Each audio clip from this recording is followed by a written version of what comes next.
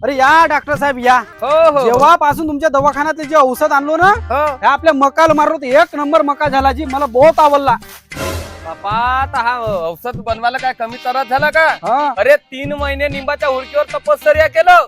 वरतून माझा कावडा उडत होता त्याच्या तोंडातला खाजा माझ्या हातात पडला तो मी खाल्लो ना माझी बुद्धी जागृत झाली का या शेतमालावर कास्तकारीवर काहीतरी औषध तयार करा म्हणून. बरोबर मग बरोबर. मी हे औषध तयार केलो.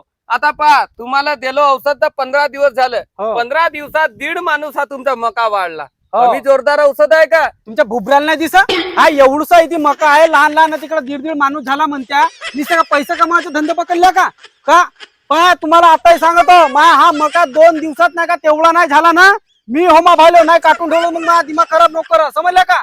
अरे बाबा विज्ञान शिकल्या का तुम्ही? हो शिकलो. माझ्यावर रंग करत्यात. हा हा वडाचा झाड आहे याची सावली आहे म्हणून हा बांडा आहे आणि तिकडं तपन आहे म्हणून सन्यार तो लंबा लंबा झाला 1.5 माणूस.